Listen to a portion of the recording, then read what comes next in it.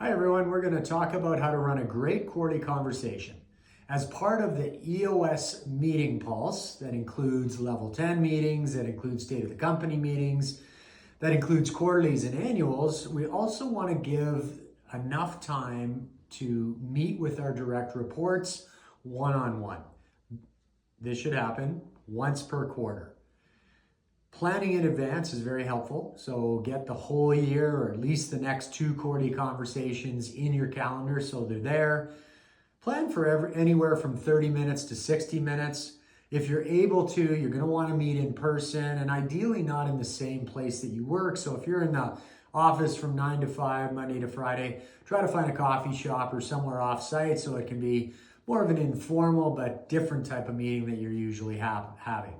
If you have to meet remotely or via Zoom, again, make sure you have everything else cleared out so you're not being distracted, so that you can give that full time and attention to your direct report, and that your direct report also has the opportunity to be focused on you.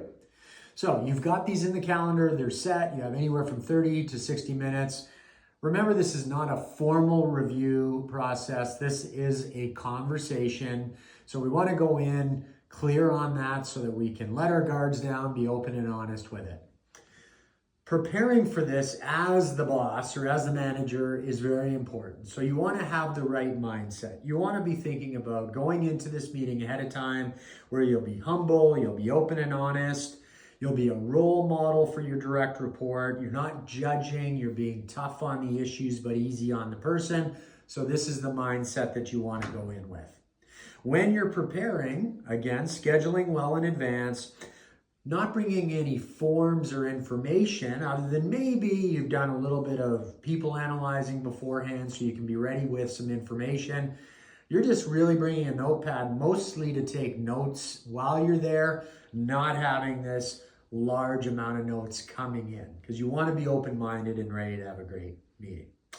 Now, you're going to want to communicate ahead of time as well. This is not a performance review. It's about improving our relationship, keeping our expectations of one another clear, putting the issues in front of us and not between us.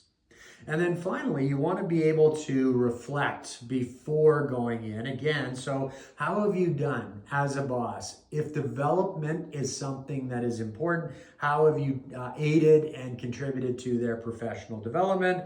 And how would you rate yourself with respect to 1 to 10 on being a great boss? So you're going in ahead of time with these things. Okay, so that's the preparation. Now, when you're getting ready to actually do the quarterly conversation and you're in the middle of having the quarterly conversation, the first step is what's working. And so you're going to ask some questions of your direct report. What are they proud of achieving? So in the last 90 days, why were you successful? Who helped you be successful? How will you apply that learning or that new skill? Now it's your turn to give some feedback. So again, genuine praise. This should be truthful praise. So make sure that it's from observation. That's the most impactful. Make sure it's specific. Give specific details about what it is that you observe that they did well. And keep it positive. Let's not have the, you did this well, but, or you did this well, and I might want to see something different the next time.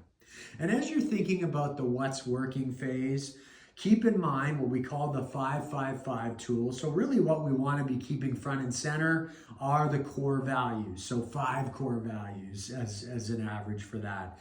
Are they aligning to the core values? Where have you seen them observe the core values? 5 roles, the accountabilities that they have on the accountability chart. Do they truly get it? Do they want it? Do they have the capacity or the capability to do the job well? And then finally, the last 5, the third 5, as it were, is rocks. So are they focused on their rocks and have they been successful in accomplishing them? So when you're talking about the what's working, make sure you're weaving in the 5-5-5. That's step 1. Step 2 now is what isn't working. So this is where you want to ask your direct report, what's happening? What do they see that isn't working? Why do they think it's not working? What's the real issue? Again, be open, be open and ready to hear them because they're gonna tell you some things that it's going to be important for you to hear. Use the 80-20 rule here. 80% listening, right? 80% asking questions, 20% making statements. There are three types of issues that often will arise here when you're getting the what's not working from your direct reports. These are ones that cannot be solved. So they're just not going to be solved.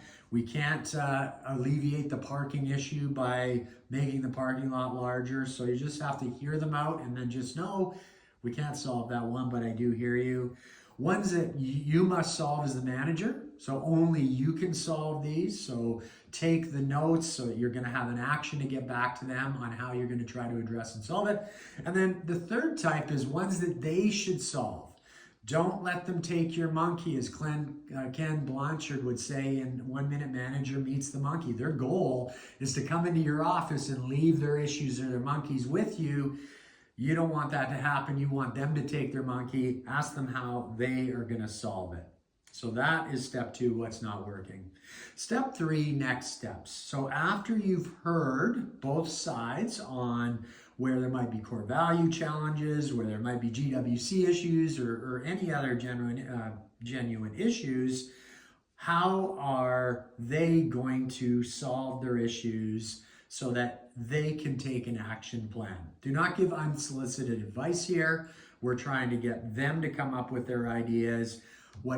Ask them, what do you recommend that you do in this case? What steps are you going to take? How can I help you in this regard? What are you going to do next? How are you going to bring that back to our next quarterly conversation or whenever the next action plan might be or timing might be so that they're getting those issues solved? So that's step 3. So the first 3 steps are really all about your direct report, all about hearing what's working, what's not working from their perspective. Now it's time for you to get feedback. Step 4 is accepting feedback from them. Ask them how you're doing as a boss. Ask them why they're seeing it that way. Do not interrupt them. Be open. Ask them what you can do to improve that relationship. And then ask them what they can do to help improve the relationship with you.